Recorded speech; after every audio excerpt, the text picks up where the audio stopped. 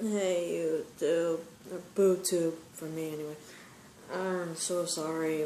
Like I said, like probably a couple of videos ago, I woke up hella early to join my boyfriend over here, and so I was already still tired. And then I ended up getting a slight food coma, so I passed out. Anyway, this is gonna be my part 3 for Human for a Day, which is season 1, episode 7 of Supergirl. If I could properly think, I need to chug something.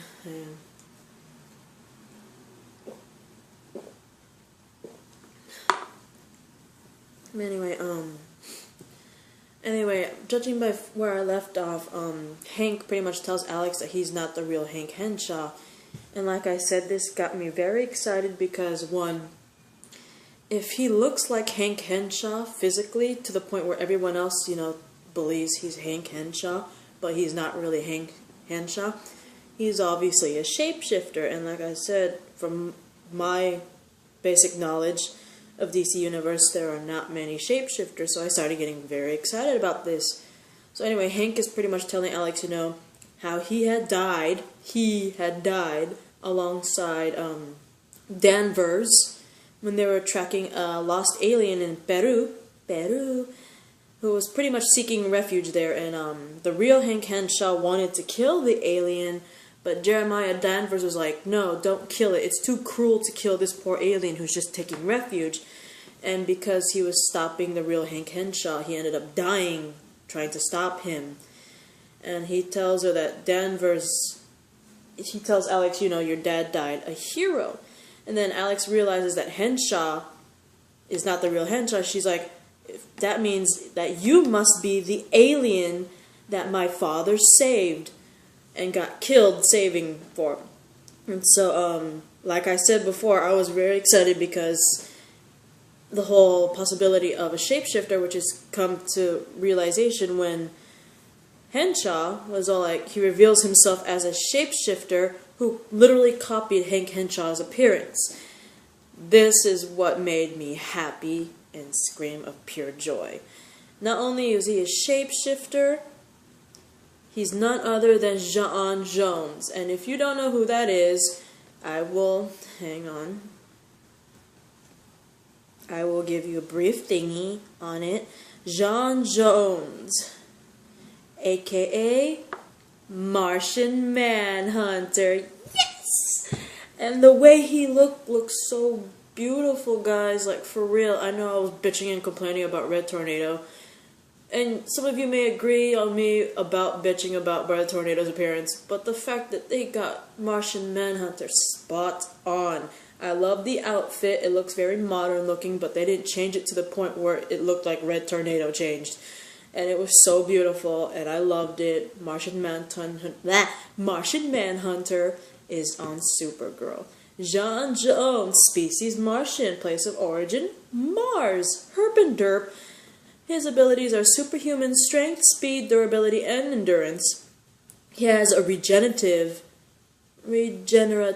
healing factor, flight, invulnerability, intangibility / phasing, invisibility, shapeshifting, telekinesis, telepathy, Martian vision, 9 senses, okay, and genius level intellect. And if you guys don't know J'onn J'onzz, aka Martian Manhunter, aka J'onn J'onzz, was associated with the Justice League, the Outsiders, Stormwatch, and at one point, the Black Lantern Corps. I will not get into that. But anyway, he reveals himself to be J'onn J'onzz and reveals that he's the last surviving member of the Martian race. And he also told Alex, he promised Mr. Danvers, the father, that he would look after Alex, which is why he took on the appearance of Hank Henshaw and recruited Alex to the organization so he can keep an eye on her. So, no, I'm freaking serious. I geeked out like crazy. I was like, oh my god. They brought, not only did they bring Martian Manhunter, they made him look so freaking good. I don't know about you guys, but that makes up for the horribleness, the horrible appearance of Red Tornado. I was happy they brought Red Tornado. I just don't like how his physical appearance on this show. If they changed his physical appearance to be more accurate to the comics, like they did with Martian Manhunter, then I would not have a problem, and I would not be butthurt about Red Tornado's appearance. I like that Red Tornado was on the show. I like you see his powers and all, and his origin about being created by Tiyomaro. Everything was good, except the way he looked. So seeing Martian Manhunter and seeing that he looked authentic the way he looked, that somewhat left my butthurt moment with Red Tornado's appearance, physical appearance, somewhat passed by. But anyway, continuing that episode, Kara invites Winn to her home, but pretty much declines, saying, I'm never disappointed in Supergirl, but I'm actually seriously disappointed in you. That, I don't know, Winn, I don't know what to say about that, honestly. Winn, I kind of can see what he's saying, like, now that you had this moment with Jimmy, you obviously have a crush on him, you had this moment with him, I pretty much scream at you saying, you don't have a chance with him, and now all of a sudden you're inviting me to your home. Really? Now, I will agree with him, that's kind of like a skanky thing to do. I'm not gonna lie.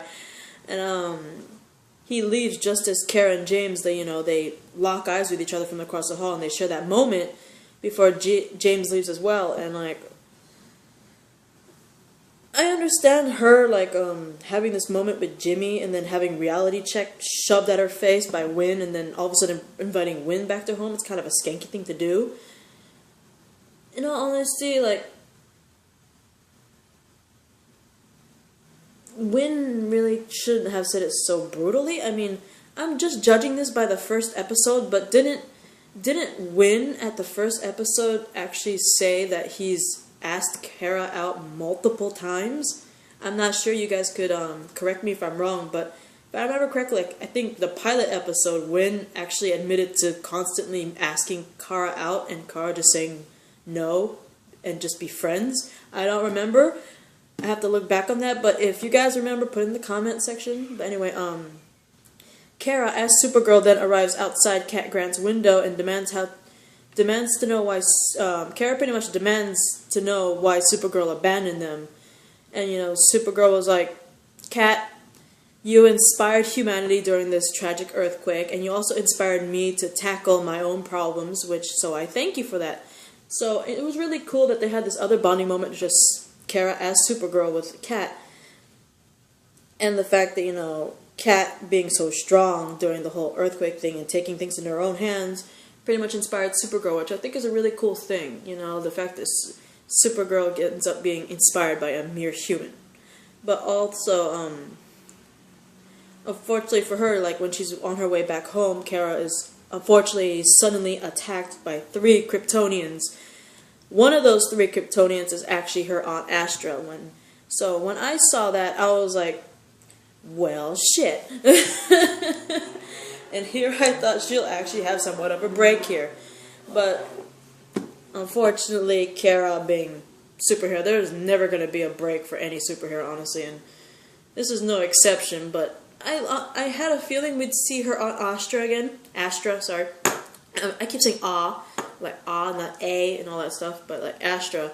I had a feeling we'd see her again, judging by previous episodes and all that stuff. And she obviously hasn't been captured or defeated, obviously, so she's somewhere out there. So I had a feeling we'd see her, but it took me by surprise. You know what I mean?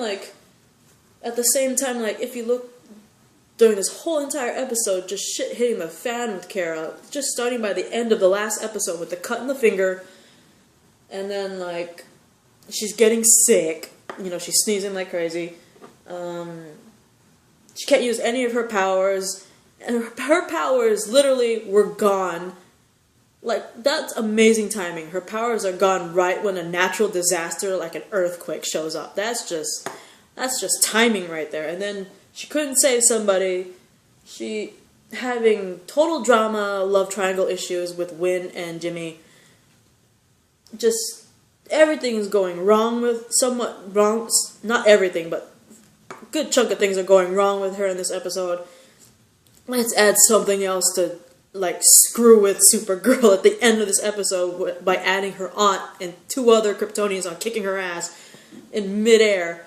So, I thought it was typical because her day was crap in this episode, but that took me by surprise. They just came out of nowhere. But anyway, that is my part 3 on Hostile Takeover, which is Season 1, Episode 7 of Supergirl.